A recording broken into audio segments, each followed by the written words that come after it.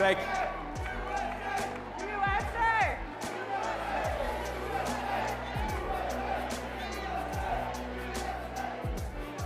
Thank you all. Thank you. It's great to be with you. It's good to see you. It is great to see you too. I mean, you've been like on a whirlwind here.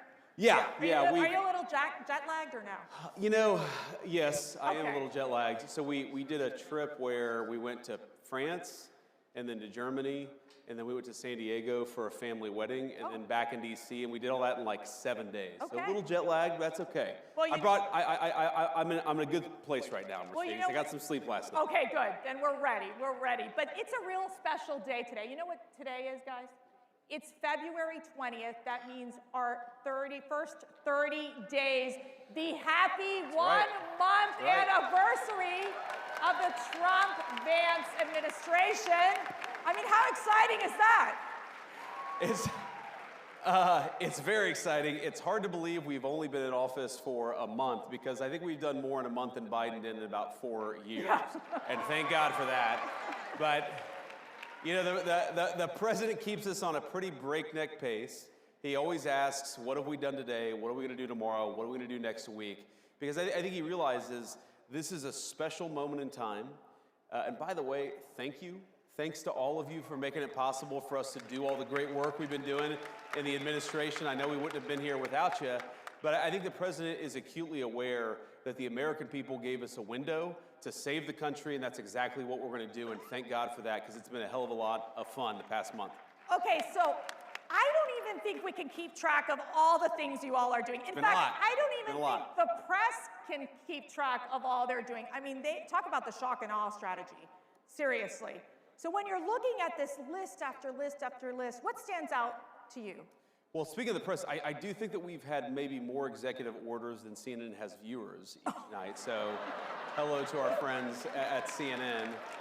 I actually think that their plan was they were going to go all in on anti-Trump and hope that he could save CNN in the same way that he did, frankly, in 2017, because nobody really watched the network until he became president in 2017.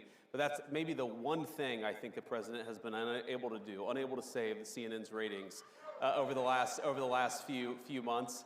But look, I think that what the president has tried to do is recognize that we have a historical mandate on a few issues. We have to secure the southern border, and thanks to his actions, border crossings are down well over 90%, and we're just getting started. He recognizes that we have to really unlock the engine of American growth. We've got to get back to having a growing economy that creates good jobs and high wages for the American people. And a lot of that goes back to drill, baby, drill. We've done more on energy under President Trump's leadership than I think any administration in history, and that's not an exaggeration. And of course, we're going to do more.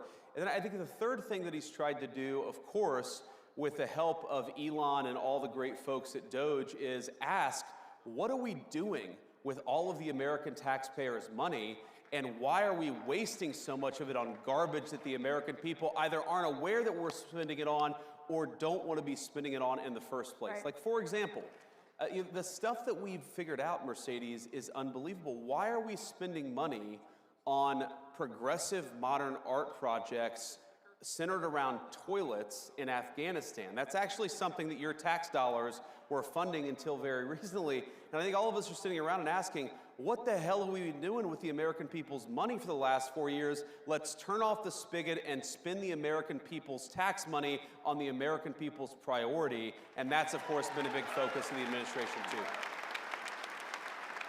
Let's dig deeper into the immigration issue. Sure. We've seen, and you've met many of the victims, people who have family members who have died, have been tragically murdered. Those angel families in the hands of these criminal illegal aliens. Sure. What's your message to these families? What is your message to these horrific drug cartels and human traffickers who have preyed on the most vulnerable in the world? Well, our message to the drug traffickers is get the hell out of our country. Your free ride is over because President Trump is back in the Oval Office. That is, you're not welcome You were never welcome, according to the American people, but unfortunately you had President Joe Biden who allowed you to run free over the United States of America, and Donald Trump has said, you're terrorist organizations, we're gonna go after you, we're gonna wage war on you, and certainly we want you out of the United States of America, and that's an important message, of course. But our message, and you know this, Mercedes, our message to the families is President Trump cares about you. He thinks that it's disgraceful what your own government let happen to your children, to your grandchildren, and it's got to stop. And of course, we mourn with people, we pray for people, but we're also asking, as their government, why did this happen to your child in the first place? And the answer is that under Joe Biden, your government didn't do its job. Under Donald Trump, it is. Thank God for that. On the economy, and I'm getting this question all the time, you know, it's this question of affordability, right? Yeah. There's a lot of stress on our families, something that I think Joe Biden could not manage in terms of really helping lower that cost of living and making things just simply more affordable. Sure. We talked about energy independence being a critical component of this, of ensuring that we unleash this economic prosperity. What more needs to be done? Yeah, so one of the first interviews I did, it was, I think 6 or 7 days after the inauguration, and somebody asked me, well, it's been 6 days, what have you guys done to fix the inflation crisis created by Joe Biden? I'm like, well, first of all, it's been 6 days, we've done a lot in 6 days, but it's gonna take some time to fix what Joe Biden broke over 4 years. And we know it is easy, unfortunately, to burn the house down. It takes a little bit of time to build it back up. And here's what we have to do. Because look, the fundamental goal of our immigration policy, of our border policy, of DOGE saving taxpayer money, the fundamental goal is we want your children and grandchildren to be able to raise a family in security and comfort in the country that we all love. That is the whole goal of President Trump's agenda. Like, safety and prosperity, right? Yeah. It's pretty common sense stuff. And we know that to do that, we have to first of all unleash American energy. Now, why is that so important? Because look, if, you know, we all know grocery prices got too high under Joe Biden's leadership. Well, one of the main drivers of groceries is energy. Because if the farmers are paying more for energy, then we're all paying more for what the farmers grow. And if the truck drivers who are delivering the groceries are paying more for fuel, then we're all paying more for what the truck drivers are delivering to the grocery store. If we unleash American energy, that will do more than anything to drive down the cost for the American people. The second thing, Mercedes, is we have got to stop spending the American people's money on garbage. Every dollar that we take in and spend, you have to pay for, either through taxes or through inflation. And if we spend the American people's money more wisely, if we stop taxing and spending the American people to death, that's also going to bring relief to all of the pricing pressures that are out there. We're going to make it affordable to live in this country again. That's our mandate, that's our goal. And you're right, there's a lot more that we can do, but I think we've got a pretty good start after 30 days. We've got a pretty good start. But we've got this big, beautiful one-bill budget reconciliation scenario. How is that working? What are the dynamics that are happening right now in Congress and what the administration is doing to ensure that a lot of what the president is wanting to do in terms of really pushing forward with economic prosperity and his tax relief initiatives gets done in these bills? Sure. Yeah, it's really important. So the Senate obviously has its own approach, and the president has been very clear that his preference is to put everything in one bill. Right. And part of that is just simple legislative strategy. I think the president has learned a lot about how DC works. And I actually talked to the president about this yesterday, and he said to me, look, it's very rare that you can get 2 reconciliation bills done in one Congress, which is why he thinks we've got to do a lot with that one big, beautiful bill, that first reconciliation package that we're going to get through the House and the Senate. It's going well. It's early, right? This stuff takes time to put together. I think, you know, if you had a record pace reconciliation bill, we would get this thing done in May or in June. I think we're on track to do that, but we've got to do some basic things, Mercedes. One, like I said, we've got to continue to unleash American energy. That's part of the reconciliation bill. We've got to make sure that other countries stop taking advantage of us. That's a big part of President Trump's tariff policy, is we got to stop being taken advantage of. You know, of course, we want to make the President Trump tax cuts permanent and extend them into the future. We want no taxes on tips. We got to do some of the things we talked about during the campaign. That's got to be part of it. And then finally, and this is really important, everything the president has done on the border, we have got to empower him to do it, not just for a month, but for the next 4 years. And we've got to hire more Border Patrol agents. We got to give Tom Homan and Stephen Miller and Kristi Noem the resources they need to secure the border. And just not to return to the border, but I think so many of our issues come back to the border, because if you take 30, 40 million illegal aliens, you take Medicare fraud, Social Security fraud. Why are we taking the people's Social Security payments and giving it to illegal aliens? We know that's happening in the United States of America today. We've got to stop it. If you get control of the border, Mercedes, you do more to control the fiscal problem, the financial problems that we have in this country than almost anything. Get illegal aliens out of our country, make sure American tax dollars go to American people. That is how you solve the fiscal crisis in the United States of America. Shifting to your incredible speech at the Munich conference. Did you all watch that? I don't know. I think they I'm really glad you guys liked it. Not everybody liked it. You guys liked it. Okay. Not everybody liked it. So,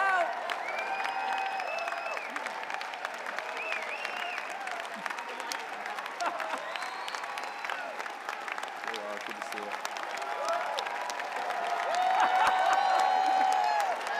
Thank you.